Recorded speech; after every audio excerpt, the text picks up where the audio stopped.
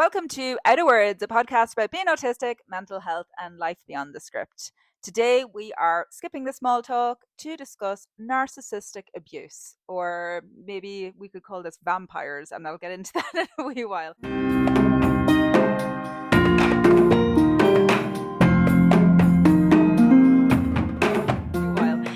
Just as I was writing up notes for this, and I think it's probably something that stuck in my head before, but yeah, and a lot to do with there's a lot of crossover between narcissists and vampires, and we'll get all into that. But I firstly kind of want to start off by saying I know this is a major topic. I know there's a lot of controversy around it. I also know that there is a lot of misinformation. Why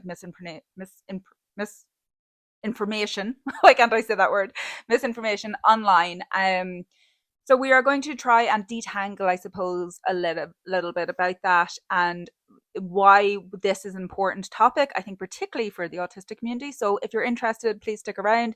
Please do all of the things like subscribe, because it really does help us a lot. Kind of on that topic, I want to say that we are now into, I think this is going to be episode 5 in our first season. And I just want to say a big thank you to everyone that has been following us, that has been asking us questions or leaving comments.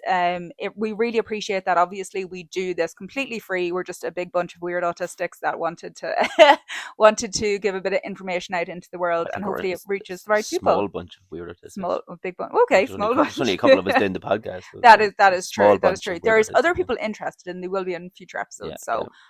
We are expanding, and we also, as part of it, going through a casting process with them. Yeah. Well, I mean, as part of like the community group, as part of the Autism Louth, we are quite a big group, I think. We're quite our Autism Louth is a big group, but and I see that as an extension of that. I don't think I would have started the podcast if I hadn't the community group.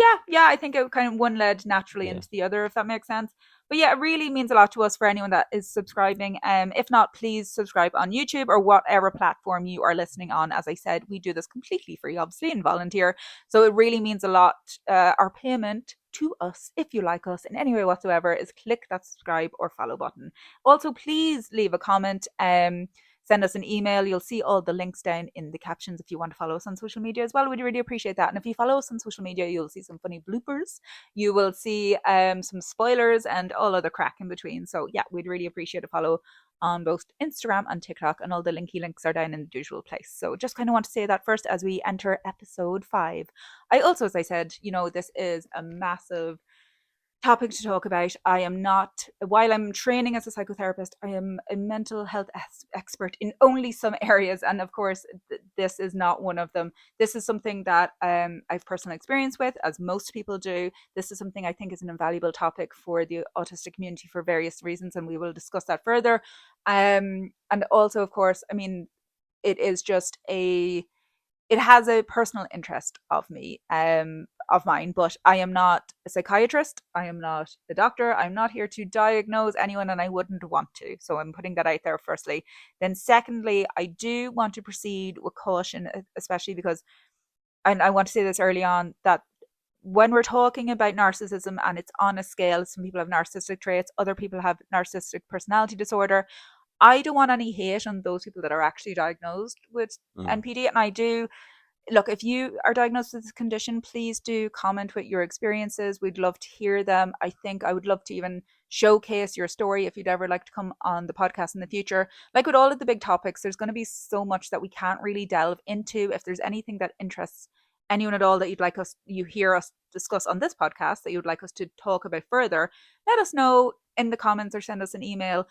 And we will talk about those topics, kind of break them down further, I guess, into smaller episodes, because we do have a lot of like heavy episodes to just like go over like broad sweeping topics like as such, but we can delve into elements more. If people are interested in that, let us know in the comments.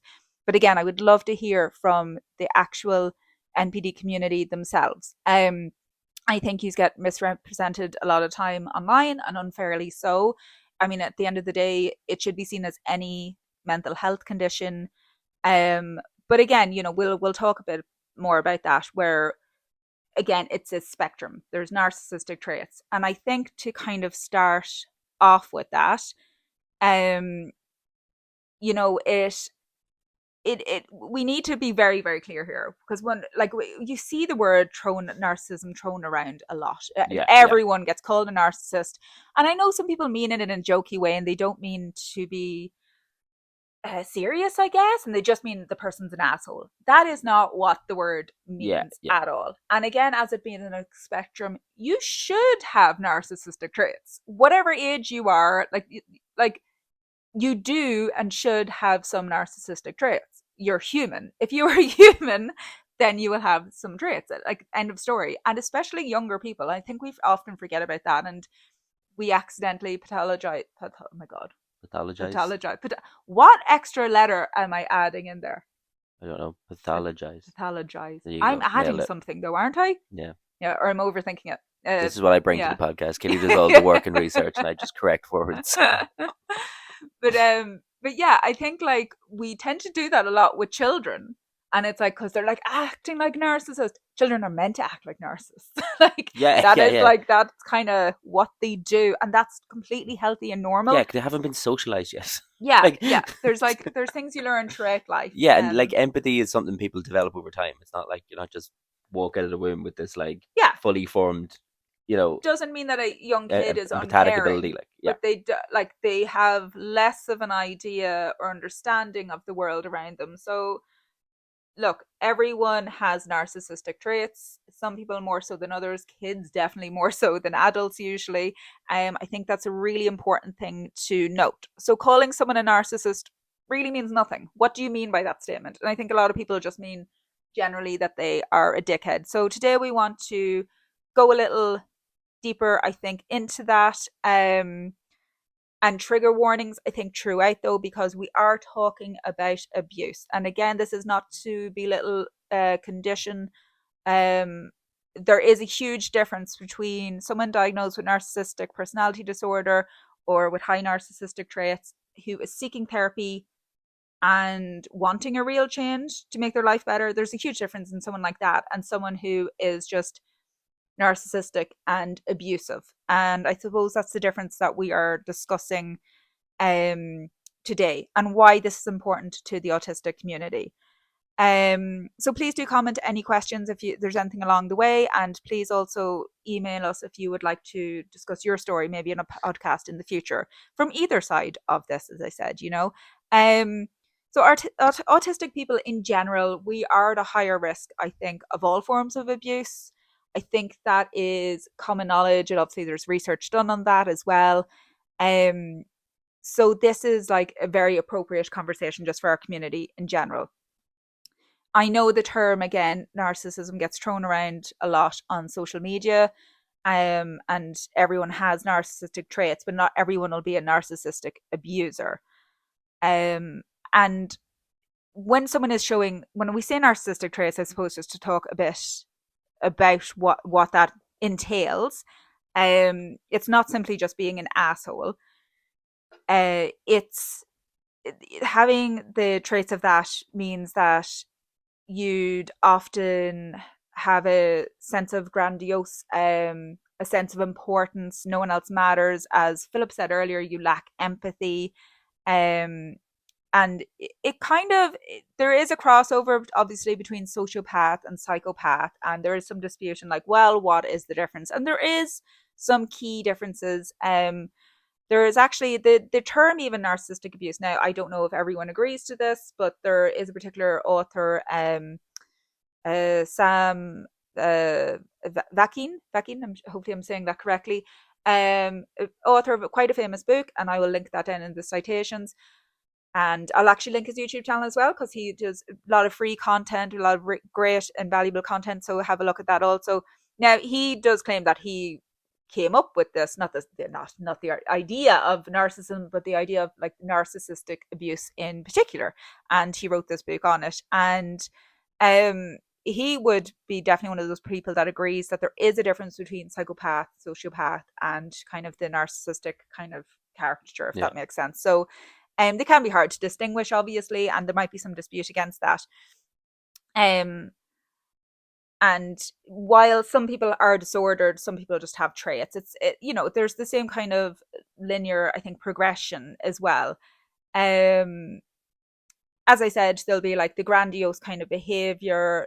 Narcissists live off of attention, um, and they lack the ability for empathy. They're quite selfish. Um, there's a sense of entitlement. They're more important than anyone else. They're like the main character kind of syndrome. That kind of Yeah, yeah, yeah, energy yeah. that a Yeah. lot of people Main have. character of the universe. Yeah, Yeah, and yeah. just pure arrogance. They're better than you. They're envious of everyone and generally power hungry. You know, so the difference though again to someone that has these traits and someone that has these traits and are abusive isn't necessarily, yes, on the you can look at that and go, okay, that person's a bad person, but some people are like that and do seek help. And Mm. if you're one of those people listening, I hope you can take on board what we're saying, and this is not to paint everyone who even is diagnosed with NPD with one brush. And I think it's important to note that a lot of the time people will have these traits because of extreme trauma from their childhood, which is kind of coincidental because usually the people they target to get their narcissistic supply from are also people that have had extreme trauma in their childhood, and there Mm. is that kind of bond, I guess, as well. um People Narcissistic often, supply. That's a good phrase, actually. yes, and Yeah, we'll it's a good talk a phrase. lot a Yeah, lot about that because it's a really really important element, and it's so interesting because it's definitely one of those topics that even if you've never heard the phrase narcissistic yeah, yeah, supply, you know what that means almost straight away yeah, probably. yeah, Or yeah. if you don't, when I start talking about it in a wee while, you will get the gist of it very quickly. I think everyone who has came across a narcissist in their life and has had personal relationships with narcissists will exactly know what that is, Mm. and it's like a drug to them, but we'll talk a bit more about that in a minute. I will also say that like a lot of people who have high narcissistic traits or have NPD, they do yeah, it can be trauma, but it can also be the other side of that where they almost had too much in childhood. They were praised too much, and I really hate kind of phrasing it like that, but that is what the research says. Take from that what you want. I mean, you can't give a child enough love, but there is a certain type of upbringing that you might have where it's not like too much love, but it's too much emphasis on you are the most important person in the world. Yeah, yeah, And if yeah, you're yeah. told that enough when you're younger, that of course can have some effect on you. But everyone's different on how these traits came to be.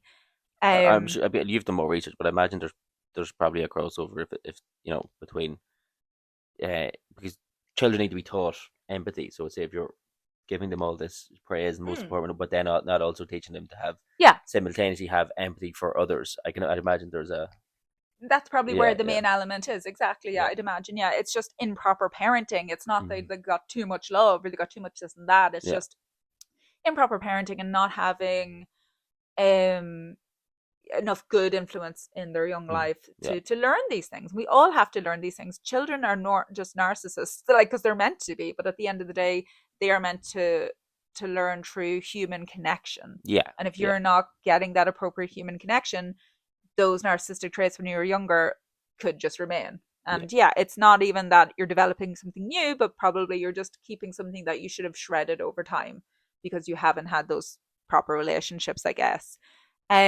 Naturally, we tend to see like a lot of famous people would be high in these traits as well. And we kind of went back earlier. We said, about people being power hungry.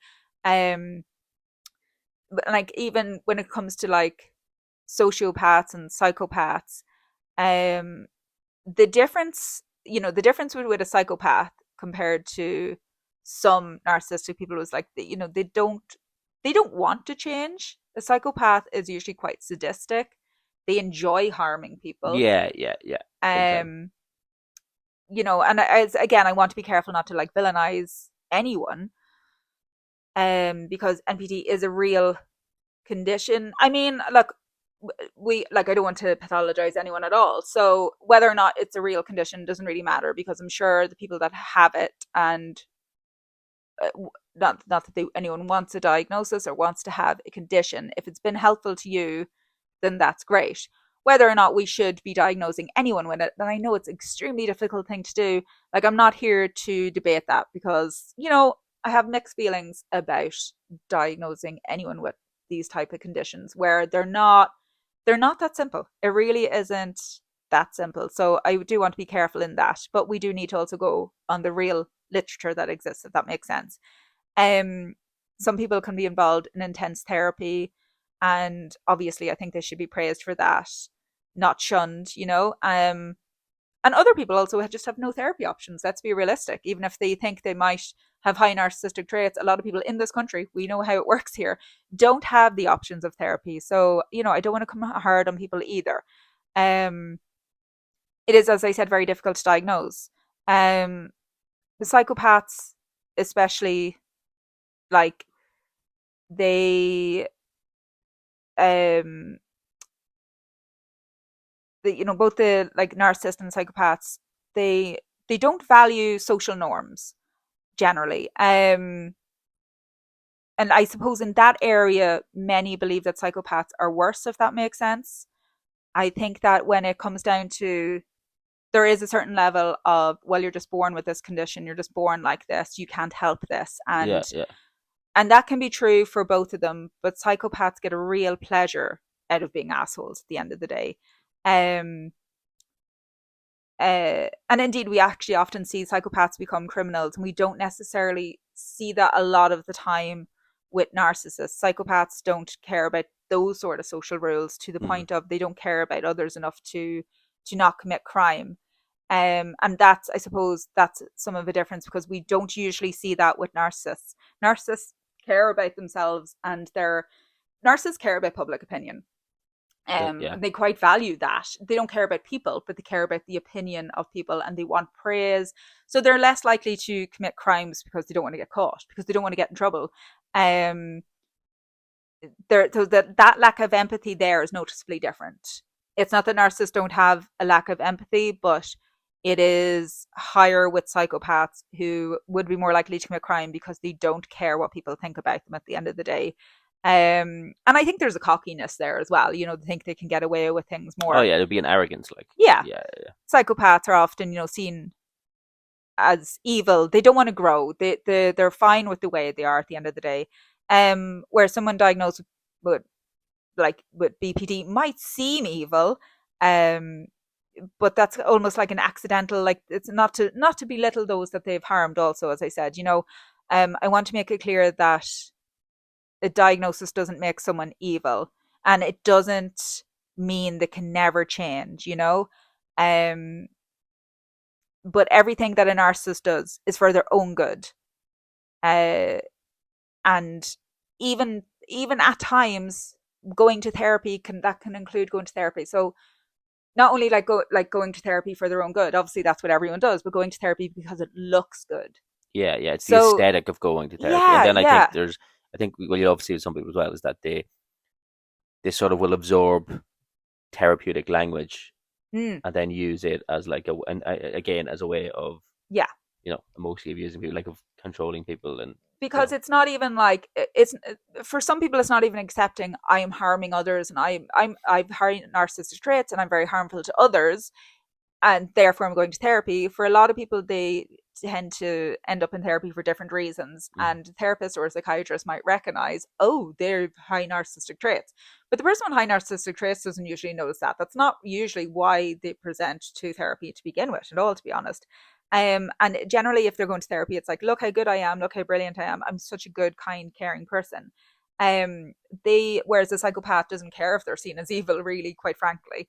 um and I mean, that's still good for the community if they're going to therapy, I guess. But like, even in a broader sense of that, narcissists can be the normal good people in our community, whether community workers, nurses, doctors, because they like that praise, and that yeah, praise is what we're talking about when we talk about narcissistic supply. They don't care about people, but they care what the people in their lives think about them, because that to them is like a drug. That is their supply. That is what's keeping them going. um, I know that I have met quite a lot within community work over the years, and I'm sure you have as well, that like, you can't really recognize what's wrong with the person, because you're like, well, clearly if you're doing this type of job, then you must be a good person. But you can almost get a feeling off someone sometimes, like, you're a bad person. yeah. I think it's because like They want the praise, they want the title. yeah, and I think what makes it hard to see as well is when you like when you can't really see, there doesn't seem to be a tangible benefit for yourself for being involved in that type of work. Yeah. So it's like you don't understand like why they would get into it for those reasons, and then well, it's because of the you said as like that narcissistic supply. It's It's the that Mother like Teresa effect. I'm yeah, sure yeah, Mother Teresa, like, I mean, we've heard all the evil things about or her, the like, psycho, like yeah, so I'm sure she was an absolute, like, either psychopath or like had high narcissistic traits because she got so much praise, but she was pure evil. yeah, yeah. She's the And worst. yeah, and then we know that now. And I think we do see a lot of people within like charities or healthcare and stuff, like jobs that you think, oh, you're so saintly for doing that, but they're doing it because they want to be called saintly. Hmm. And more so, I think, um people getting the narcissistic supply, if they're not getting it from power, if they're not in a high power job, you know, we see like even that film, what was it, like American Psycho, we see that kind of personality there, like it's a banker and a lot of people are in business, and if they're not that type of narcissist that's getting that kind of power, and getting their narcissistic supply from that way as how society views them and they have this power, then they're often getting it from that kind of validation instead from being a good person, from the type of jobs that they go for. But I know from lots of people, especially because I'm disabled, I know from lots of people, they're like, oh, this carer in hospital was absolutely fucking horrendous to me. How is someone in that role yet they're like a terrible person? And it's, you know, you can see a bit of those traits, I think, unfortunately. And again, not tarring everyone with the one brush. Um uh yeah, so I know so many listening will probably have their own stories and we would love to hear them. I'm sure a lot of this is ringing true from like Yeah, previous jobs that you've had maybe. Um and if there's someone that you work with or anything, if you want to tell us your story, please do leave us a comment. We would love to hear them and maybe we could showcase them as well in a future episode. Even if any people don't want to get on, obviously we can just like read out the comments. I would love to do that. I think it's really important to spread awareness about these types of people because not everyone has experience, you know, at the end of the day. Um so yeah, so the with a someone as well that's like considers a psychopath, they like pre work out kind of their attacks. They know what they're doing. They're fully aware and they plan out their abusive attacks, I guess. Whereas narcissists, not so much. And that's not to say that narcissists are dumber. I don't, you know, like that they're less intelligent. Um, but it's usually not as planned out, which is definitely something I have noticed because I think if someone's trying to be manipulative, you just assume they're smart, but sometimes they're winging it. And I think yeah, yeah, when they're yeah. winging it, I think that's a clear sign. Okay, you're probably more narcissistic than psychopathic, if that makes sense, because there's a sense of like, you didn't plan this out, but I know you're trying to manipulate me, and that is one of the clear signs of the narcissist when compared to a psychopath, say. Um, uh, Psychopaths, again, they don't need people. They don't require people in their life. They don't have this thing for the narcissistic supply. Um, the narcissists feed off the attention, you know, and from loved ones, and I use that term loosely, obviously. They need relationships, they need society because they need to like they just need that validation in their life. They need that praise. And this need for attention can lead them to tell wild lies, you know, or just exaggeration things like, you know, things like making up stories about being sick, about having cancer, even. You hear wild things, and it'll come down to like, gosh, they didn't think out this plan very well, you Yeah, know, yeah, yeah. because like obviously at some stage, you tell someone you have cancer and you're dying, at some stage you're going to have to like Fake follow up. recover. Yeah, like what, Yeah, like, and like, so you will notice that with narcissists that sometimes they seem a bit stupid, for lack of a better word, and really unintelligent. It's just compared. It's just because they're not a psychopath, and so they tend not to work out things. Um, and even just like that speaks of the narcissistic person in general because they do not think of the future. And it's not that they think about the future maybe in a selfish way, in a power hungry way. Oh, I want to do this in my job or whatever because that would make me look good. But they don't really think about past that day, you yeah, know? yeah, yeah, yeah. That's a common kind of trend as well that we see with narcissistic people. But both psychopaths and narcissistic people do have a sense of extreme self-worth in one way. Um, but what I find an interesting contradiction is that a lot of narcissistic people will have both. They'll have a high sense of self-worth, or they'll put forward that as if they do, but they also have a low sense of self-worth as well, and that's why they need the narcissistic supply. That's why they need to keep that running, and that's what they take from having relationships with people, you know. Yeah, yeah, And it is all about what they can get from that relationship, that kind of validation that they can get. And it's constantly just about them. And I've always found that, though, an interesting contradiction, because I think a lot of people assume that narcissists, especially narcissists that are really abusive to someone, um think highly of themselves, and it's just a bit of both.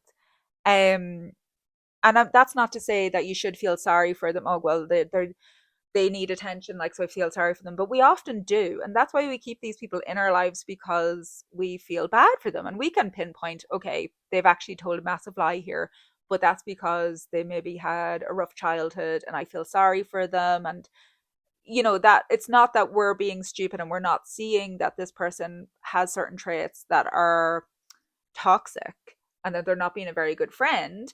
It's just more the case of, like, actually just feel a bit bad for them. I know that they lied. I mean, narcissists aren't very clever enough to cover their tracks. They're not necessarily trying to either, but they do think they're getting one up on people when people are basically just too nice for their own yeah, good, yeah, and ignoring it for that reason, I guess, because obviously you can just assume that people have a whole host of mental health issues and depression and anxiety, and you don't necessarily think that it's narcissistic abuse or that they're volatile in any way.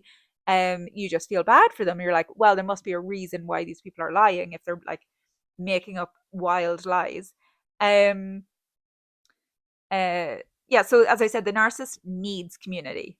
And I think that kind of, autistics come into play here, because we are easy target for that community. Like, if you this has been something I know that's been spoken about loads. I'm sure there's lots of other videos out there and lots of articles on this, but if you look at the reasons why, these are some of the reasons, I suppose, to me, that seem obvious to why we are targeted more than others. I think we're often outcasts as well.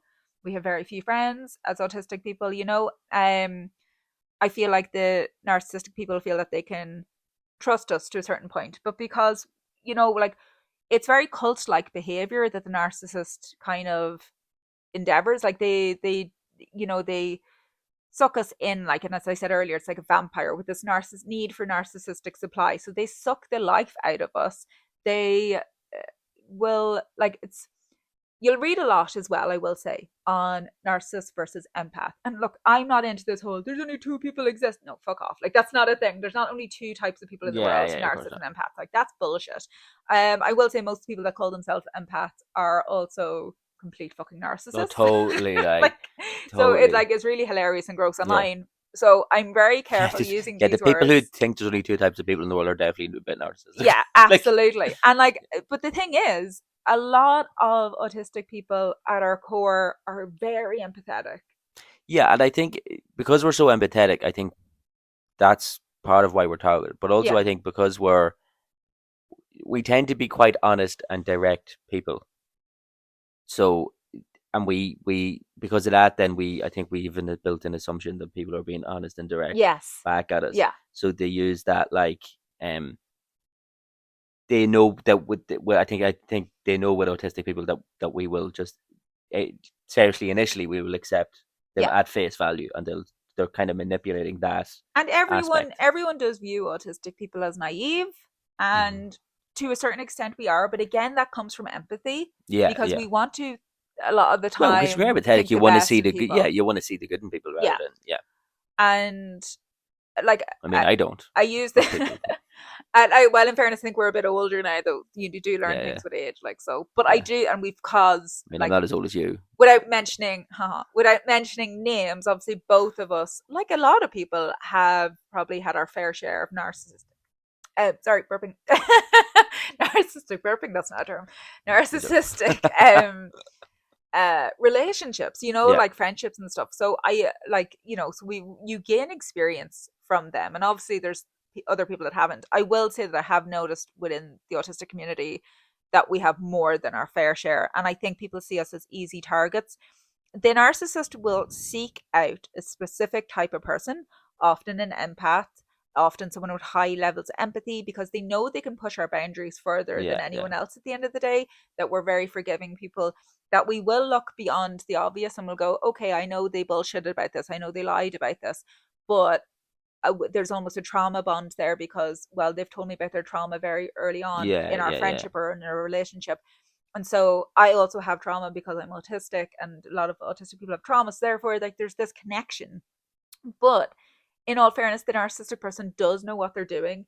If they're leeching onto you like a vampire, they are getting, like, they are filling your head with a narrative that isn't true, if that mm, makes sense. They are the main actor in yeah. their own life, And but it is acting. they are often well, practiced at this as well, Yeah, so they can often the narrative they're crafting can seem true. yeah. You know. At the end of the day, they are acting, but they know that it'll get harder and harder for us to leave. So it's the same as, like, even if it's only a friendship, it's the same as like being love bombed at the start of a relationship. The narcissist will be whoever you want and need them to be. They go in and out of hobbies, like they don't hold on to things. And like, Yeah, don't get yeah, me wrong, I know like a lot of people with ADHD also do the same. It's not the same thing. A narcissist will look at what you like and they'll emulate that and they'll mirror that back to you. And they will be the person that you want them to be. And there will be a certain amount of love bombing going on for the first yeah, while, yeah, whether it's just a platonic relationship or an actual love interest. They will be totally devoted and into you for a while, and then until you're like sucked in and you think, well, this person is my friend forever, my friend for life. And even though they can start to be very abusive early on, you will dismiss that because you feel sorry for them. And that is why they have chosen a certain type of person. They've chosen you because of that. They've been able to see that a mile off. And you might notice that they're a different person to you than they are to other friends. And that's why they've got loads of different hobbies and loads of different interests. I will tell one personal story because for me, I have hung on to past friendships that have been like this for mainly because of guilt. Not even guilt, but like feeling sorry for the person. So without mentioning names, I'll call her Maria. That is not her name. I will say that I worked with Maria. Kind of worked with her. It wasn't really proper work, if that makes sense. We were working on a project together. Maria was working on this project for a long time. Maria had worked on this project with other people, but it was never successful. I will say that people warned me against working with this person. Not that I didn't listen, because obviously I took everything on board, but I just thought, well, Maria's got a lot going on in her life. Maria's told me how sick her daughter is, how sick her mother is. yeah, She's got all this trauma. She's got like, oh my God. Like, and I just thought, what an amazing person, almost saintly. She's like doing this project for free. I'm going to help her with it because I think this is a good yeah. And endeavor. it's easy to downplay those warnings from people because you can rationalize. Oh, look, some people just clash. Yeah. You know what I Some mean? people Interpersonal some stuff. people clash. I could see that there was elements of her that were not good, but she filled my head so much with like her being this saintly figure who had a traumatic backstory that I was really sucked into that. And then even though she started being very abusive to me, messaging me night and day, getting me to do work that I was never good enough, like it was, no work Yeah, was ever good enough. And she treated me like shit from really early on. It's not that I couldn't see it. I could see it. I very much could see it. And I was really stressed out and I was really like depressed and upset at times. But I still felt sorry for her. I knew to a certain level. I didn't know that I was being purposely manipulated. okay. I didn't know and I was being purposely manipulated. And then kind of I think you get so sucked in and used to something, you can't see it from the outside. There's a fog there. And then when you get out of the situation, you can see it clearly and you're like, that person is an absolute narcissist, like a Yeah, yeah, full scale narcissist and abusive, and dangerous to people, especially like me. And she had particularly chosen me. I almost didn't feel good enough to work with her, which now I'm like fucking laughing at, but she made me feel like that. Yeah, yeah, Like all the ideas I had about me, all the ideas I had about her, she put into my head. And it is, I said it earlier, but it is like a type of mind control, that kind of manipulation. It is like um, for lack of a better term, a, what's the word I used earlier? Cult. Cult like. It's a one person cult that you get yeah, involved yeah. in. And you know what? It's hard to admit. It's hard to let go of any relationship, but it's hard to admit that you were allowed yourself to be abused in a certain respect. Oh yeah, it'll come with a shame Yeah. aspect to it. Definitely when you allow yourself to be mistreated, Yeah. it's it's common to feel shame around that, and then to to almost blame yourself for allowing it, like more than you're blaming Yeah. the person who And I've got a bit, perpetrated it. yeah, and Like, I've got, yeah, we will talk about more on shame yeah, in a wee while. Like, when it is definitely one of the factors why we hang on in there. I think is due to feeling bad for the person. The person, let's be honest here, narcissistic people with high narcissistic traits aren't well. They're not doing good. They're not yeah, mentally, yeah, and I think that's all we can see is that they're not doing mentally well. I will say as well that in terms of being autistic, and definitely narcissists, whether they are aware that we're autistic or not, they're aiming for a certain type of person, and they just happen to be usually autistic people, and that's yeah, why yeah, we're at a higher risk. We're autistic people are higher risk of all forms of abuse. mhm. So I like, it's really important for our community to be aware of that and to have these discussions. And if you have any personal stories, please do put, I think it's invaluable to put them in the comments so other people can hear about your experience and probably learn from that as well. And I think that's how we're going to teach and learn each other from that. But I also do want to point out that to the untrained eye, because of the connection there, to the untrained eye, we do bond, I think, a little bit with narcissists because of what I've already said, but also because we're quite similar in certain ways. Now, stick with me here because I know this will be like, people will be in Yeah, uproar. But there's some like, I know this is not new discussion, or it might be new to you. Maybe you've never heard anything about this before, but a lot of people can see similar traits between narcissism and autism, and I can see where they're coming from. But obviously, that is to the untrained eye. You might not be able to tell the difference, and you could be misdiagnosed yeah, as a narcissist, to be honest, and actually just be autistic. Because we are blunt, we're straightforward. That can seem cruel, that can seem unkind. Um, we can be rigid in our thinking. We can be obsessed with certain like hobbies or whatever. And in the same way, narcissistic people can seem obsessed with hobbies or with their job because they're getting a certain supply factor from that. But it's different. There is a commonality there to the untrained eye, yeah, yeah, and that's what I have to say on that, to the untrained eye. However, if a narcissistic is approaching us, we're going to be like, oh, they seem kind of familiar. And I will say that if someone is having mental health issues of any kind whatsoever, then they are neurodivergent yeah, in itself. There is that side of neurodivergency that includes mental health, as we know. So even like autistic people know that they feel connected, they feel more comfortable. The communication style feels quite the same around other neurodivergent people, whether they're autistic or not. yeah, So I do think we're kind of like naturally drawn in together with each other anyway. But that isn't to say that, like, because I know there's some debate around it. yeah, yeah. And I just want to add, obviously, you can be autistic and have high narcissistic traits. Oh yeah, You're still yeah. human if you're autistic, like, so, Look at Elon um, Musk. hmm? Look at Elon Exactly. Musk. Yeah, yeah. And that is something to be said about people in power in general. Like, and I think that's why, like, even if you look at people like Elon Musk or you look at people like Trump, that is why people say, people in the know talk about their either psychopath or sociopathic tendencies or their narcissistic traits, Yeah, because they're the type of people that will adapt to whoever you need them to be. This kind of chameleon, this yeah, kind of yeah, social chameleon. And it's like when Trump talks all of a sudden about like, oh yeah, I love God, woo God, yeah. And it's like, what are you on about?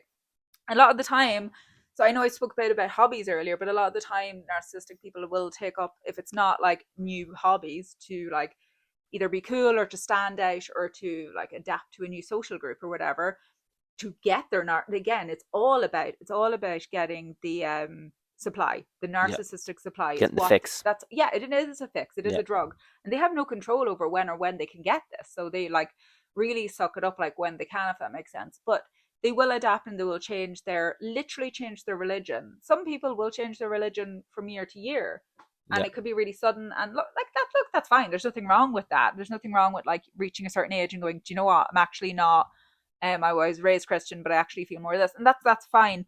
But like there is an element to that with people with narcissistic traits that like it seems to like come up from nowhere, or it might be like they've changed it several times, and we've seen that with Trump, and I know people laugh at that, but he does use he pulls out the God card when it suits him, but Oh like yeah, he's yeah, yeah, absolutely not religious, yeah. like No, he doesn't give a shit. yeah, so that's why people, obviously people joke about people like Trump being narcissistic, but people who are qualified make assumptions about him as well. I mean, very clever, well thought out assumptions, obviously. Narcissists feel some sense of remorse when they are abusive. There is a lot to be said. Again, everyone's slightly different, you know, and I don't want to pile everyone because it is a scale, but there is, compared to like psychopaths, especially, some sense of remorse there. And as I said earlier, though, that's more so because it affects them. So, like, if they steal or if they do a crime, like, it's not like they care, but it will affect their reputation at the end of the day, you know, if they get caught. So, the kind of remorse generally depends on things like that. It doesn't exist unless it affects their supply. Anything that affects their supply, they're going to feel bad about, if that makes sense. And like we all want to be the center of attention to some extent, especially in our own lives. God, I hate being the center of attention. I can't even watch this podcast back. That's Yeah.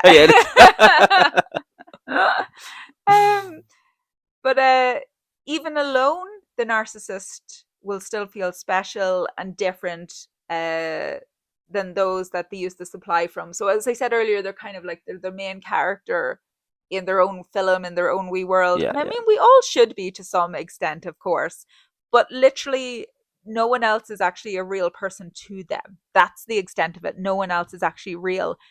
They're the only real person. Um, and another good thing I thought from, as I called him earlier, the author Sam Vakim, um, he talked about a video I was watching of his, and as I said, I will link everything down below. A video he was talking about the an island of stability. So, as well as the narcissistic supply, narcissists often have what he would term as an island of stability. So, often, as we kind of already spoke about, narcissists, they don't think out their lives very well. They don't think about their future. Their lives can be very, very messy. They want to give off this idea of like they have a terrific life, they have everything sorted, everything in place, everything's amazing, because they want to be viewed as that, you Yeah, know? yeah. They want to be viewed as powerful, as saintly, as brilliant, amazing, almost godlike in ways. But their life can be a fucking mess because they're not good at, it's not like you have great organizational skills if you're only obsessing over how you look and how people perceive you and Yeah. everything else. Like, you know, these people are quite vain. That takes a lot of headspace, I'm sure. So their lives can be absolute mess. But the one thing that most of them will have in common is that they have one area of their life that will appear normal, and they can hide behind that to a certain extent. So they might have been in the same marriage for 20 years. A lot of that isn't because they necessarily love the person and want them there, but they know that's what makes them look normal. They might Yeah, they yeah, might yeah. cling to a friend that everyone loves or everyone gets on with, because even though they don't care about that friend, but they're clinging to them like, oh, I know that person because they want to, it's like, it's to appear normal to the rest of the Yeah, world. yeah. For some people, it's also could be a hobby or a job. It does, like, I think we all need things like that keep us stable, but most of us have like friend groups, or most of us have a partner because we want the partner. Most of us have a job that we vaguely like. That will Yeah. have a few. A lot of us will have a few things. I guess, you know, we will have we'll have our like, oh, my house is my comfort zone. You know, you'll hear people say things like that. But to the narcissist, their only thing might just be their house or their powerful job or something. You know, and it's to make them. It is a front, And it generally they only have one stable thing, which I found that very, very interesting. And again, I know there's a scale to this, so it's not going to apply to everyone. But as I said, Sam Vakim had that idea that that's how he views narcissists as well. So that is quite interesting. I think that's a. I don't know if that relates over to. I think that does relate over to narcissists that I've unfortunately been abused by or have met in the past. I think it does in certain ways, but I think that supply has always not that supply, but that base, that kind of secure base, has always shifted and changed. I think I've known very messy narcissists who weren't able to hold on to. Do you know what I mean? To Yeah, that yeah. stability. Oh So yeah, no, maybe no. that's just the ones Like, I know. yeah, no. I like. I would say definitely the most of the ones I know, if not all, are their lives are very chaotic. Yeah, Like, I mean, my life's a bit chaotic at times, but I know. I but am like, like so weird you say this because it's like, oh, their love life could be a train wreck. I'm like, yeah, babes. Who else? Like, yeah, same. like, Big time. Um, like, I definitely have. There's one who comes to mind in my life just when you mentioned yes. Do you the want to tell a staying personal story? yeah, in relationships thing. Um, this would be an older person, and uh stayed in like the least happy marriage you could imagine. Like, hated their spouse, Right. and but stayed with them up until their spouse passed. And Mm. uh, when their spouse had gotten quite ill later in life, was painting themselves to be this doting carer. Yeah. You know, it's kind of, and it was just, again, it was all just, it's all like it's almost kind of cloud chasing. Do you know what I mean? Like, they Yeah. want the, like, they're getting validation, they're getting that energy Yeah. from being viewed as this caring person, and everything you went through with them, and you're still looking at, you know what I mean? This fucking shite, like, Yeah. um, but that, yeah, that example sprung to mind when you mentioned that, like, That's actually a good like, example for yeah, a few things that we've already yeah, like a yeah, few yeah, like, elements, yeah, definitely. yeah, Yeah. Being the good person. being the good person, Yeah. and But yeah, also this having the stability thing. Like, yeah, yeah, yeah, yeah, yeah, interesting.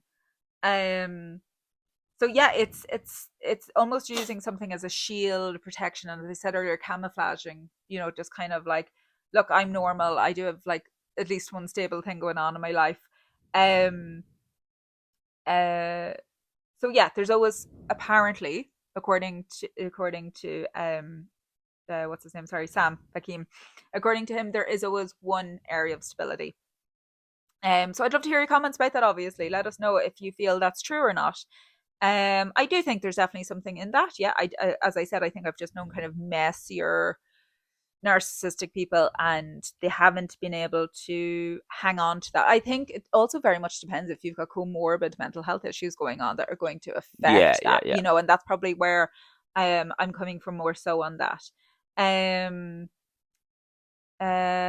Like, uh I've definitely noticed, even among our, like hoarding, even like in their homes, like this seems to be like a hoarding issue. Like, Yes, yeah, yes, yeah, and that's another messy area of yeah, their life. That's yeah, not yeah, the level of that's not a stability yeah, thing. yeah, yeah, Obviously, yeah, yeah, yeah. yeah, It's just everything is mess, and yeah, often that's reflecting their mental health. yeah, Like yeah. for a lot of people, even that obviously don't have narcissistic traits, like if it's your house, can reflect like your mental state. Oh, Of course, definitely. like Like, yeah, yeah, yeah. oh, My house is also a mess. activism can be one for people, which is interesting, and we discussed charity work and everything else, so it makes sense that activism could Yeah, also yeah, be but like yeah, something that it's like, no, look, I'm a good person, yeah, I'm yeah. doing But again, this, it's all like, that perception is perceived as the, yeah. like, you know, And like, one let's of we be sees is honest, that tireless activist who yeah, doesn't, you know. we see a lot of like people in the far right, and look, I don't care if people are rolling their eyes, go, no, no, everything's political, everything is fucking political. Yeah, it is. But Yeah. we see a lot of people in the far right who we know have been like in court for like sexual assault or like violence against women, Mm. and but then they're Violence like, against animals as well. It's yeah, been, yeah, and then like you see them trying to do like community work, very specific community work, yeah, yeah. obviously, but like you see them trying to like, Protect our women and children, and they're yeah, like yeah, and it's like, extremely violent people. Like, yeah, yeah, yeah, yeah, and it's like, is this what you're doing now? Is yeah, is yeah, this like how you're camouflaging yeah. and being like, Protect it's not going to protect our work? women and Like, children from everyone but me. yeah, I'm yeah, allowed to. yes, exactly. So I can see how activism definitely comes in there, and it could be a camouflage almost, or used as an island of stability, which I think is a really interesting term. Um, and again, I think it um the autism and NPD kind of being very similar in ways. It's there's definitely in like areas of how controlling we are about things in our life that comes mostly from anxiety Yeah, rather yeah, yeah. than with people who have high narcissistic traits Oh yeah, like we want to do. Like control their life in a different way. it's an autistic trait to want to control your life. It's a We narcissistic need trait to want to stability. control other people's lives. Yes, yeah. That's the Like we difference. need stability and Yeah, in our lives, but I mean at the same time I don't expect people to live their life to a certain way that I do. yeah, yeah, This yeah, is my home, this is my things yeah. or whatever. And they are important to me because I'm autistic. And again, that is not the same thing. That is not the same thing. And we have messy lives. We do, obviously being autistic. We're far less likely to work and everything else, because we live in this society that we live in. It is not the same thing. But I can see how, to someone who's not a professional, to an untrained eye, accidentally thinking an autistic person is a narcissist. And again, I'm sure, absolutely, of course, you could have the two diagnoses co-occurring. There's no reason to say you can't. But I think it's so important to therapists out there who might assume that, like, oh my god, because like therapists in this country, we don't do a diagnosis thing. That's not a thing at all. It's psychotherapy in Ireland. I know, like, I think in the US they kind of do, but like, I mean, we don't want to do diagnostics, but also we don't. That's another thing here. That's Mm. psychiatry led here in this country anyway. Yeah, um or the like clinical psychology yeah, as well is the yeah, but that's diagnostic not kind of that's end of not it. to Yeah, yeah, say that we don't obviously see clients from time to time that we think, oh my god, they're definitely autistic, like, or yeah, I think they might be this or that. We don't usually approach that topic unless they do, of course. But at the same time, I hope that I'm pinpointing this, because if there's any therapists listening out there, that you don't misconstrue someone that is probably autistic as having high narcissistic traits. Because let's be real here, I know it's talked about so much, but for people to actually have NPD, to actually be a very high level of narcissistic, they that is rare.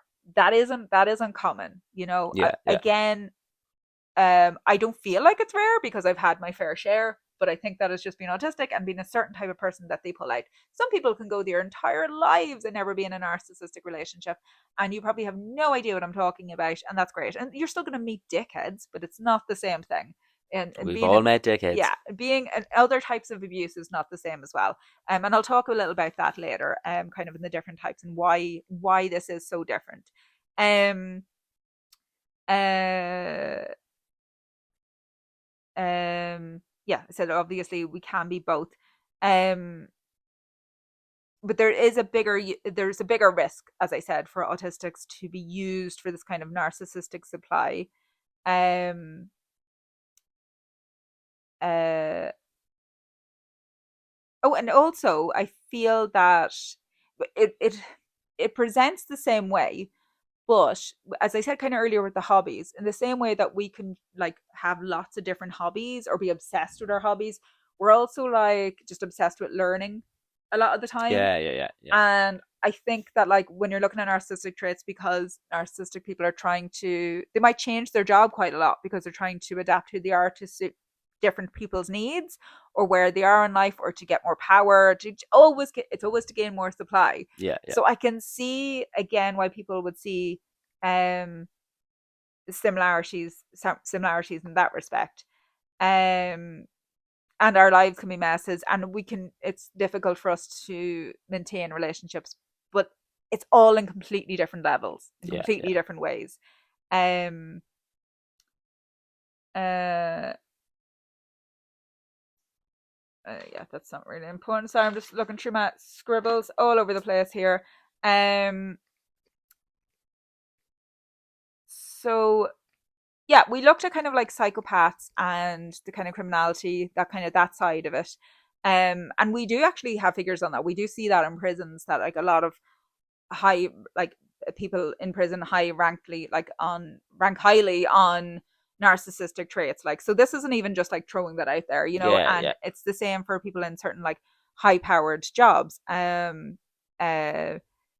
and like, I think it is important though to say that like psychopaths might seem more obvious when they end up in prison, that like that kind of high narcissistic traits and kind of like mix of psychopathy, like kind of being in prison or whatever, fair enough. Oh, that person's evil, da da da. But narcissists at their core, not only are they chameleons, but they're charmers. They, like I said earlier, they have a false sense of self.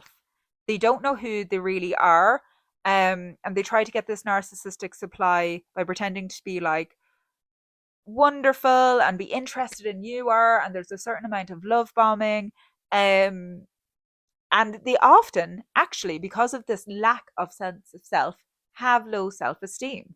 And I think, again, that is why we feel for them and why we allow them to treat us in a certain way, because we do feel bad for them. We can sense that low self esteem. yeah, I think we just automatically think, well, they can't be evil person, or they can't be bad. And I'm saying evil, you know what I mean? Like, but like they can't be a bad person or be doing things on purpose to be bad, to treat me badly, or to be toxic towards me, because they have low self esteem. And I think that's where we get mixed up and confused, because clearly we know psychopaths, especially ones that have like high criminal records, like for very extreme things, we know we can, it's very easy to go bad person and point at them. yeah, yeah, yeah, yeah. Whereas we see this narcissistic person who's just been like super charming to us, but we can tell that they, in some respects, might even hate themselves. um they might be charming, but we can also tell that that lack of self, like in with anyone, with any person Oh yeah, across the like they world, definitely is lack in a low, sense of low, self. yeah. Yeah, and like a like And that's going to make you yeah, depressed at the end of the 100%. day, Yeah, like. yeah. um but Like they are in a like, toxic abusive relationship with themselves as yeah. well as others. Like yeah, Oh, yeah, yeah. absolutely. Yeah. I like, and when I think about it, it must be so much work. Like they're Ah, not, it must be they're not, exhausting. yeah, Like they're not yeah, seeing it as that, but like it must be absolutely fucking exhausting to live like that. Um, and it, like, I know I've said this, and I think it needs to be said again. The narcissistic supply thing is like a drug, and I think being addicted to anything and only living for one thing in itself, it must be absolutely exhausting. You have to think about that one thing constantly, about where you're going to get your next fix. But they don't care who they harm in trying to get that, and obviously a lot of addicts feel like that. Not that they necessarily always feel like that, but in the depths of the actual drug addiction or whatever addiction they have, they feel like that they'll lie, they'll do anything to get that supply. And it's the exact same um way in this respect. Often when there's the supply dries up, that is when you will start to actually see the angry side of the yeah. narcissistic person, because they won't always, they will try and hide that obviously as much as possible. They don't want you to see that side, but sometimes it's impossible to not show that, because when they're not getting what they want from you and then narcissistic supply dries up, it's the same as in if a drug addict has no supply of their drugs, and they're going to get angry, they're going to get volatile, and you are going to be on the receiving end of that. Yeah, yeah, And the true colors come out then as such, and it's very obvious, and they lose control, and they get very obviously selfish, and these are things they're always trying to hide from you. So you won't always know, like, you're like, again, like, especially when you're younger and it's your first experience in this type of relationships, you're not going to know straight away. There's like a honeymoon period in a way, at the start of a friendship, the start of any relationship. And even in friendships, it doesn't have to be a relationship. And like, it's just, um, yeah, it's their self worth comes from how others view them. yeah. And so they're doing a lot of work in manipulating you and putting that on you. Um, it's constant work towards that, and it must be incredibly tiring, as we said. And in that way, I do feel sorry for these people, and like, I do, I do feel sorry in You're that way. kinder than me. Well, I mean, I like.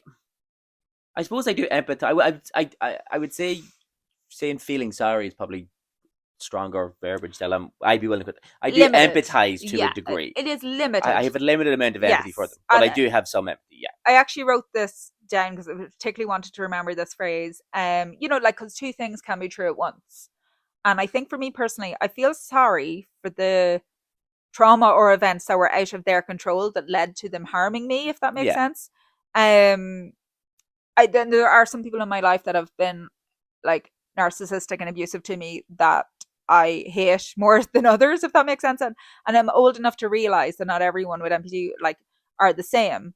And I just don't blame them all as one, I guess. And yeah, No, they I are feel individual sorry at the end for of the day. So the your stuff they level of caused. empathy, depending on their particular Yeah, circumstance, is gonna vary. Like, yeah, but I have for at least a tiny, tiny, tiny small amount for each and every one of them. Um, yeah, I do feel sorry for what caused them to be to harm me, which I know sounds like a weird statement, but like as in it's like I would empathize with what happened to them to make them the way they are, but I suppose um they are still an adult who needs to take responsibility for their behavior yeah, and how they're affecting others and all that. yeah. You know, Um, in the same way, like you like if someone had um whose abuse was connected to an extreme addiction issue, like which can often be like a thing. yes, It's you can empathize with what they went through that made them yeah. turn to this whatever it is that they're addicted to. But at It's the in the same same way. time, Yeah. you can they're responsible You're allowed to for be the angry. behavior and how You they're are affecting people. allowed Like, to be fucking yeah, angry. And I'll go a bit yeah, into that shortly, actually, because I have a yeah, bit coming up on that, on the outcomes and how we feel about this, and what you can do to like heal and make yourself feel better. But just obviously to point out, you are allowed to be fucking angry if someone is abusive to you. And I and hate you this should be narrative. angry. I hate this narrative of we have to forgive everyone. I'm not into that Fuck toxic off. positivity at all. Like, as I said, two things can be true at once. I Yeah, cannot forgive someone, but I could still have a certain level of yeah, understanding yeah. and empathy towards what made them hurt me. But yeah, before we get into kind of all that, just to say, I think kind of stemming from that, narcissists rarely feel joy. And as we've said about the hobby thing, Mm. they do hobbies for other people. They do hobbies for a reason to do them. And the same thing with like religion. Like, this is their entire life. They just want to appear either valuable or cool or a certain Yeah, way. They yeah, want to yeah. be attractive. They want to like, and that must be a miserable existence. And apparently it is. And most people would believe that they rarely feel real joy. Um, and as I said earlier, they rarely have like long term proper goals. So all of this makes sense at the end of the day. They can fall in love very easily because what the fuck is real love at the end of the day. And they can fall out of love just as easily. But again, this all comes down to supply. They're Mm. just looking for supply. They're looking for something new and fun. Yeah, yeah, I mean, I say new and fun, but to them, the new and fun thing is a different type of supply. I think a lot of yeah, times and I've seen people go in and out of friendships so quickly, like narcissists, because they, even if they're still getting the same narcissistic supply from the same person, they can get bored. They need a new person yeah, and and a new supply. they're like, It's not always that the person gets fed up with them. and even what they're perceiving as love is probably not as No, deep an emotional connection as what non-narcissistic people would experience with love. Like, of course, yeah. Well, because their meaning behind it and their yeah, reasons for wanting a relationship yeah, are not the same, of yeah, and course. it's probably again, it's their view of love is that the level of supply they're probably getting Yeah. of them. Yeah, yeah. A very important word when we're discussing this is fantasy. And you'll hear a lot of researchers talk about this. Their life is a fantasy.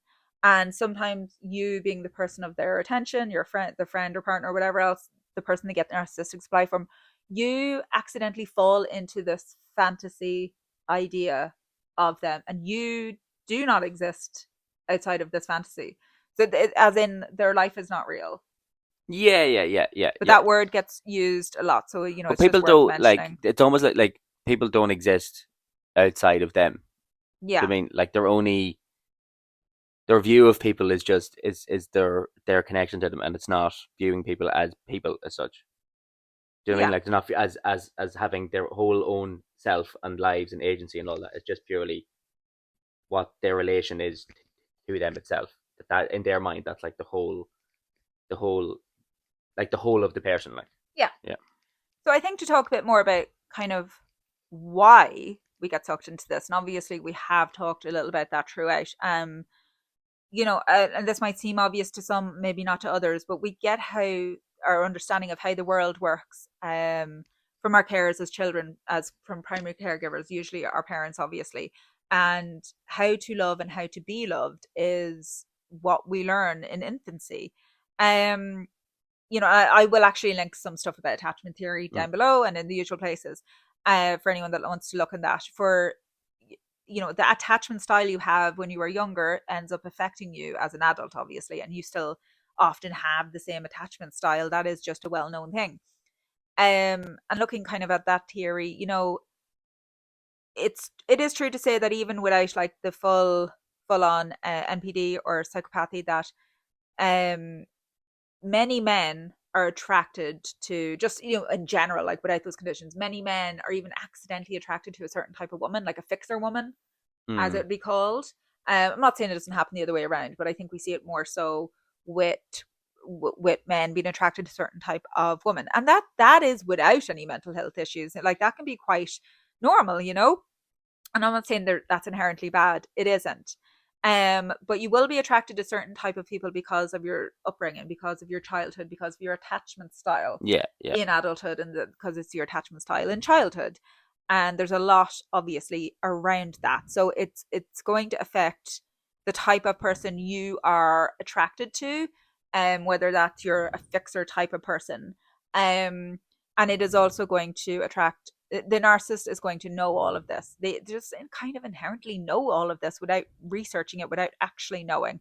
Um, but if we look at that kind of dynamic though, through the lens of someone who has high narcissistic traits, it's dangerous. They do not care about our well-being at the end of the day. And they'll push, they can, suck us into a relationship or a friendship and push us to the brink and really, really affect our mental health, just to get their narcissistic supply. They don't care how far they push someone, really. There's constant jealousy, there can be constant anger and outbursts, and again, come back to try and make you feel guilty and bad for like small things yeah, that have nothing to do with you. Like I said earlier, they'll make up that they're sick. They tell people like I'm actually really suicidal. I'm going to try and kill myself now if you don't come around to my house. Things like that. That yeah, which is might, like whether horrific. Like, true or not, that is not something to put on you. But they yeah, make you feel like a bad person. They make you feel like a bad friend. Um, and over time, like you start to see these effects less and less, I guess. You do end up apologizing for their bad behavior to them, which makes no sense because you feel bad for letting them down. In reality, if you don't want, like, they'll get angry at small things, like, oh, like, sorry, I can't meet up with you because I'm sick at the minute, or I can't meet up with you because I don't have a childminder, or something small. But they can have a massive outburst on that, make you feel like the worst person in the world. They might even like make up small reasons to, actually, I was actually going through this, and was like, okay, but I didn't know that. And from an outside perspective, obviously that's ridiculous because you are a grown adult, and if you don't want to meet up with someone, you don't need a reason. Like, you're just busy. You don't need a yeah, reason. yeah, But it's hard to see that when you really, really, really care about the person. So that things escalate, and again, in the same way that if you're in a cult, that escalates. They don't tell you at the start, like, you're joining a cult and this is what you're signing up yeah, for. yeah, yeah. You get sucked into this friendship by this fucking vampire, and things escalate. Your mental health can end up in absolute ruins. It can be very, very dangerous. And you get trained to believe their response and to believe that everything that they're saying and their actions and the way that they view you is correct, and that you're responsible for their entire life. And obviously, we know that that is not true at all. Um, and every time you either try to stand away from the friendship, even just like temporarily, or the relationship, even, like, you'll get met with more and more guilt added on. And that's when we start to see them escalate into these like fake cancer stories or into suicidality and stuff like that. But that can also be early on. Sometimes I think a lot with narcissists, they'll test the waters early on. They will be testing your boundaries. That is to test the water. They'll be like smaller Oh, like lies. what I can get away with, kind of Yeah, thing here. Yeah, yeah. yeah, yeah. But Big time. it still does often escalate to like more bigger, ridiculous stories Yeah, yeah, when they feel it, especially that they're losing grasp of you. Like, some narcissists will just get bored of you naturally and just want new friends because they're like, I'm bored of your type of narcissistic supply. I want someone else. I want someone newer, kind of thing. But at the same time, they won't want to let go of you completely. And if they feel like you're drifting away, that is when they'll pull out the big guns, if you know what I mean. and they'll also want to, like, I think the different people that they get the supply from, they like to isolate them Yeah. from each other Yeah, as that's why it's a well. cult. Yeah. Yeah, yeah, yeah. So Yeah. that they're not they're not comparing notes or yeah, Absolutely. yeah, yeah, Yeah. They don't want, like, if some, I do find with some narcissists, they don't necessarily mind if you have other friends. Some of them do, and they'll yeah, yeah, belittle and put down those friends. And yeah, yeah, they'll put you down for wanting other friends as well, which I yeah, think is yeah. quite interesting. But they'll also, like, if nothing else, they won't want you hanging out sometimes with their other friends because, as you said, compare notes. Like, it just, things might pop up that they didn't know, because if someone's, especially if someone's very into lying, they might be telling lies to one person and telling someone else different lies. Oh yeah, and you do, Yeah. yeah. That's yeah, definitely like Um but they have you convinced that you owe them something at the end of the day. And it's more, obviously that's more than a normal relationship, because that's not normal to feel like that at all. Just to talk a little about I don't know if you've ever heard the term covert narcissist. a covert Yeah. narcissist. No. Obviously, I'm going to go through everything very, very briefly. Yeah. Again, if there's anything in the comments that people want us to extend on, we can do lots more episodes. Let us know. So this is a very, very quick debriefing of a big, big thing. But like covert a narcissist, just like research kind of within the last 20 odd years, I think it's probably over 20 years now, have kind of looked at. There are different maybe subcategories of narcissists, but I think the covert one is very interesting because um they are you're less likely to notice these in the wild as such, or you're less likely to be able to pinpoint them in your relationship. I think they're socially less skilled than the usual narcissist, as that makes sense. um they can appear like vulnerable. They kind of lack the charisma, I guess. And they appear definitely more outwardly depressed than the usual narcissist, and very needy. So again, to kind of go back to what we were saying earlier, that there's a bit of a contradiction with narcissists, that they can be very like either socially awkward or very like needy or very like down on themselves. This usually, that's more so covert narcissists, so they're harder to pinpoint, they're harder to see, because you think like, well, surely if someone's that depressed and like they're not, don't have any charisma or charm, then like how could they be a narcissist? Yeah, But yeah. they still are. And when I think of the story that I told earlier about, I can't even remember the fake name I made up, but the woman I talked about Maria, earlier, I believe, was the yes, fake yeah, name. that, Yeah, by the way, that is a completely fake name. yeah, yeah. um So for all any Marias we I know, we're actually not know loads of speaking about Marias. you. Why did I choose that name? I'm not I know talking you. about you. I don't. Why did you say Jane Doe? Yeah. Like Okay, well, with fake Maria, anyway, I actually think that FM. maybe she was bordering on covert narcissist, because there was like, she was less socially skilled, I think, if that makes sense. They're less grandiose, but still grandiose. There is still an element of that. It's just not as obvious. It's not as showy. It's not upfront. They're kind of better at, I suppose, hiding it in ways. There'll be a lot of passive aggressive comments. So Mm. with these type of narcissists, it'll be like they kind of believe that like you could be like their best friend and say like, you've got a good job but you struggled obviously to get the job through college, you know you're broke for years, da, da, da. They will just go look at you and go, oh sure, isn't it great that you got everything handed to you. These people love being victims, constant victims, and they will play that role very well. But like, obviously, like some people are more lucky than others, if that makes sense, and some people do have things in life that put them higher and above other people. But these type of this is different. This is to the extreme. These people, you could give them suggestions maybe to make their life better, and they're like, no, they think everything is deserving to them. Yeah, yeah, Things should be handed to them. They believe that like, if you've done anything in your life, that you've just got that handed to you. They don't see all the work that's went behind that. And also in the same way, then they don't never do any work towards their goals. They don't really have any goals, because yeah, they're that's where the grandiose is still existing, because they actually believe that they are just deserving of like a job or anything, and should be handed to them. yeah, And they will probably talk loads about like, yeah. And they as if assume they're very every smart and going into yeah, college and doing these things, but they never have any plans to do those things. and they assume anything that anyone else has that'll be just handed to them. They think that just that some things just get handed to people in the Yeah, world, and that they'll there's say no things like like, "Oh, it must be great having a house," and that kind of yeah, like things. And it's like, well, like, I had to like do some stuff towards that, and yeah, also I pay for it.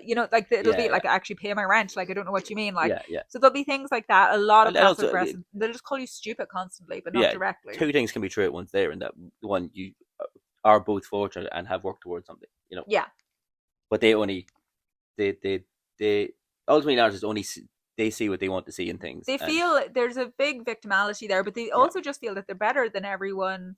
Um, and they're just naturally better than everyone, and that they deserve more. like almost this kind of thing of like, oh, I'm a genius, but I was just never recognized, Yeah, and they'll talk a bit like that. So I suppose most of these people you will just think are annoying, a bit toxic, a bit like depressed, but they are actually what a lot of people would call a covert narcissist because they have the narcissistic tendencies, but they're I suppose it is a level of depression, but obviously they do believe they're owed more from the world yeah, than other people, which is a ridiculous sentiment to actually believe, but they do believe that. Um, and I think it's even silly to believe in this idea of good luck, bad luck, because that's obviously ridiculous as well.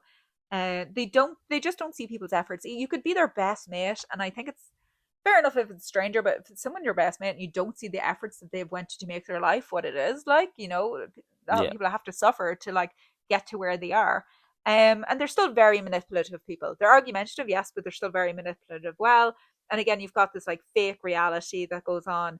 Um, and they don't see that our lives are just as real. They're dissatisfied with their life and they want everyone else to be as well. yeah, And again, they seem to be the more type that will isolate you, apparently, from what I can tell. Maybe I'm wrong on that. Let me know your thoughts, please, in the comments. But they seem to be the more of the type of narcissist that will isolate you. yeah, And they will put stuff on you as well that they do. So it's like, oh, look at you wanting, everyone to like you and everyone to think you're great. And it's like, well, that's actually them, you yeah, know? yeah, Um, so yeah, that's just obviously a very, very quick debriefing on what that type of narcissist is. Yeah, and like I said earlier, narcissists will use like hobbies and things to get you. So they might even like insult your friend groups. They'll do all of these like little tricks. And as I said, they'll put their issues on you. They'll say like, you're allowed, you want attention, and a lot of bad people just do that. I think in general, obviously, and this abuse can extend to, as we said, to the making sure that you have no friends. And sometimes you can just wake up one day and realize, fuck, what actually happened there? I'm at this stage now where I've actually pushed away all my friends because this one friend needed so much of my attention. That really does happen. That like literally does happen to people, and that's why it's so important to talk about and to try and get out of the situation, because I think people have this misconception if it's not a romantic relationship then you can't be abused to that stage, and you can be, of course you can. oh, you can be abuse can happen in any relationship. Yeah, Yeah, but abused to the stage where you're totally isolated and you're like, there's one thing like just going, oh, I want to I want a quiet friend group and I don't need lots of friends. But then there's another thing to being manipulated into just being one person's friend. mm-hmm. There is a difference there. You didn't make that choice at the end of the day. You're not happy, and you will know yourself if you're not happy in a friendship, if they're making your life completely fucking miserable. If you can't like turn your phone off at night because they'll get angry, if they can't like ring you at 3 in the morning, like things like that. Like people are like that. Um, but I will say, like, and I only want to touch on this briefly because I don't want to be too much victim blaming. We do need to take our share of responsibility. Like as I said earlier, there's this type of people, and I know that I can do this as well. But like rescuers, it's not healthy to be. There's certain attachment styles where we're younger. We have to do a lot of the work when we're older. We do, and that's not our fault. Our upbringing or things that happen to us as children aren't our fault, but we have to do the work just as much as people with narcissistic personalities sort of have to do the work when they're older. And we have to be fully aware um, of our roles in these types of friendships, if that makes sense. Because we do, as a rescuer type, we do get a bit of a kick out of it, a bit of helping people. You know what I Oh mean? yeah, yeah, So yeah, like we're not all innocent in that way. We tell ourselves, of course, oh, they're just depressed and so self-esteem, but we do get something from helpful from that relationship. yeah. No, we want to help people, but also we do get validation out of helping as Yeah, well. yeah. Like we're not um we're not saints.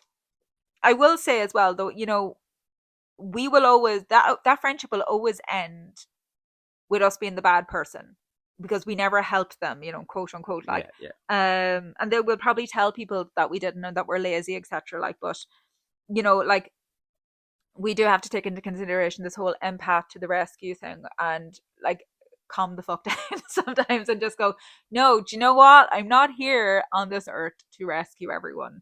That is not my life. That is not my life's worth. That is not my role. I don't care who the person is. There's only so much you can do for people, and friendships should be friendships. It's not a job. It's Yeah, not that's a fucking yeah, job, and it shouldn't be.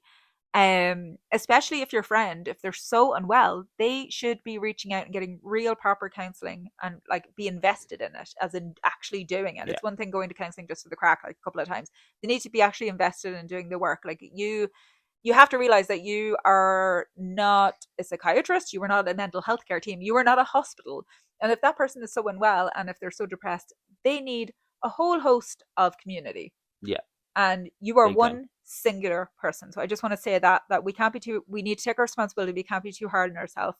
um and I think, as I said earlier, we share a common trauma usually with the person, we bond with Yeah, them, yeah, yeah, we big time. most Yeah, definitely do. um and we convince ourselves that that's where this sharedness comes from, and it's almost like a soulmate thing. And then when we kind of get into recovery, we're filled with shame, because again, we do put too much of the responsibility on ourselves, that we should have known better, that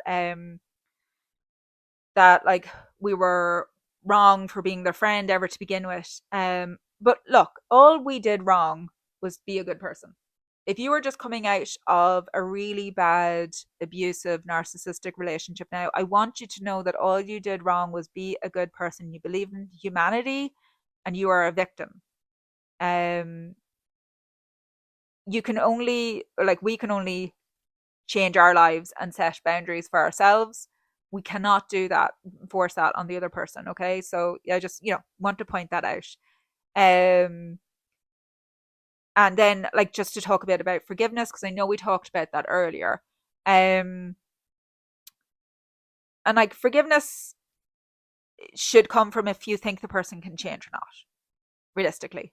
And we know that narcissistic people generally can't change. And whether they can or not is none of our business. If we have been abused to the point where we can no longer be in that friendship, if they can change, you know what? That's none of our fucking business. They need to go off and do that for themselves. You know what I mean? It's you can never hang on to anyone in your life hoping they'll change. no, They are who they for all you can ever know is that it's who they are now. yeah. And we are like while we can accept responsibility for our part and our actions, we were targeted. And we feel guilt and shame for allowing ourselves to be targeted. Sure, I can understand that. Um, but like, you don't, we're not allowing the abuse to continue. Um, and we are allowing the abuse to continue if we allow the shame to take over once the friendship's over. Yeah, Once the friendship's over, just let it go in that sense. There's no point if you are taking too much blame and shame on, you are letting the abuse continue. And what is the point of that? You might as well still be friends with them if that's going to be the case. And this chat is so important because of that. I think a lot of people out there have real, actual lived experiences of this, and we're not taught this anywhere. We're never taught about this. I think mainly as well, when it comes to forgiveness, forgive yourself yeah. is the main thing. Like, if you can't forgive the harm they did, that's absolutely fine. You don't owe them that at the end of the day, but you do owe yourself And a lot of forgiveness them to don't forgive want it. yourself. No, exactly. They don't. You know what I mean? You They don't know generally anyone in don't want like you it. don't know anyone forgiveness if they're not actually seeking it. Yeah. Um, they don't think they actually did anything wrong, even if Mm. they let on that they did. Generally, they don't. They don't. They won't give And a fuck. look, and we as we kind of mentioned earlier, and I want to talk about it now, is the whole idea of toxic positivity, because there is so much narrative going around. I think not even recently, I would say the last 10, 20 years, therapy talk, and I do think some therapists actually really still fucking believe this, that you need to forgive your abuser. You do not need to forgive your abuser. I'm here to tell you that right now. That is the most ridiculous Yeah. statement. And that like seeps into everywhere. For some reason, you end up being the bad person. Someone could like do horrific things to you, and society tells you you're a negative person if you don't forgive them. So you will hear like friends and family who probably care about you quite well, when as soon as you get out of toxic relationship of any sort, and they could have done horrific things to you. And these people believe and know that. But your friends and family are a normal part of society, and they will tell you that you are wrong and you are toxic for not forgiving the person. That is fucking bullshit. And like, I don't understand where that comes from. Um, Oh, I think society. I think hates it comes. negativity of any kind. Well, it's not that. I think it all goes. I actually think it all goes back to imperialism and colonization. Because I mean that is an abusive relationship with the colonized I has with the mean, colonizer. I'm So I'm agreeing. there's like even in religion, it's pushed a Every particular episode, version of every episode. every episode's coming up. Even in religion, like the particular brand of Christianity, even that's pushed on colonized people, is the forgive and the forget brand. Yeah. Do you know what I mean? It's Yes. all that. Yeah. Remember, always forgive. You need to forgive Yeah. because you don't come back at us and all the shit we did. So always forgive. Yeah. And like you can heal without forgiving. You need to Yeah, do what's right for you. Like I just think it's absolutely fucking wild, this notion that you cannot heal unless you forgive your abuser. And what for what it's worth, dear listener, that's fucking crap. That's crap. yeah, it's nonsense. Like, Don't listen to those people. Um, and also I kind of think to add, like your forgiveness is a gift, most mm. of all, and most people don't deserve that gift. That's the truth, you know. Apart from me, I deserve all the gifts. Give All me the all gifts. the gifts. People are off like awful to people. Um, like don't want forgiveness, you know, as Philip said. Like, and at the end of the day, you can also like take people out of the equation. People will be shitty to you and tell you what you need to do in this kind of situation. And can I also just say to anyone out there that hasn't experienced this, if your friend has just broken up with either a friendship or a boyfriend or girlfriend, whatever the case may be, and came out of a really toxic like friendship and is telling you the crack, like, can you hold back a little on the advice on what they should do? They don't have to fucking do anything. Yeah, I think as a society, we give way too much advice when it's not asked for. You could just be there to like listen to your friend. Friendships are very much the same as relationships. The after effect of a very long friendship is the same as any breakup. It's a grief process. You are coming out of that relationship. It's a fucking grief process, no matter what. But if you're coming out of an abusive relationship and your friends and family are all at you to forgive the person and giving stupid advice, like, can you just all calm down? I just want to kind of say that. And I hope you take that as well meaning as it's meant, even with the cursing. Um, you know, like, and to go back to the people that have been abused, you know, for so long you had no choice or autonomy. Like you had no one, um, no one will understand what you went through in that abusive situation. But it's yeah, your life at the end of the day, and you have to make, I think, those decisions by yourself. And you deserve that control right now because you haven't had that for a while. And how you heal is completely up to you. So please don't listen to anyone who hasn't been in your shoes, you know? yeah, yeah, Um, only you know what it's like to have been in a relationship like that you had to walk on eggshells constantly, where you were manipulated or made feel guilty for fucking nothing at the end of the day. um and it's okay to feel that grief, and if you, it's okay to forgive them, and if you forgive them but you don't want to say it publicly, that's fine too, and you're allowed to change your mind over and over and over again. You're allowed to forgive someone and you're allowed to a month later go, actually I don't fucking forgive them, and you don't even have to you don't have to tell the abuser that you forgive them. no, I think that's an important part as well. Even if you feel that you want to do that, you do not need to address the person themselves. You don't have to tell anyone that you forgive them at the end of the day.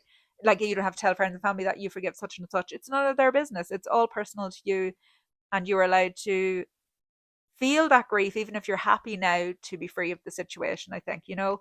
Um, but yeah, to anyone that is trying to help someone through this at the minute, please let your loved one just feel happy to finally be out of the situation and to be free. Just let them be happy.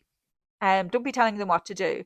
They don't owe you or their abuser comfort, and I think that's what for a lot of people it comes down to. People are uncomfortable with other people being uncomfortable and coming out of their friendships or bad relationships and feeling a certain way. That is on you, and I think you need to maybe go to therapy and discuss that yourself if you can't deal with other people's discomfort. yeah, yeah, You know, and I always find that with people when they're annoying me with certain things like this. Like this has happened to everyone, but I know that's more their issue than mine, and that I don't need to take their silly toxic positivity advice.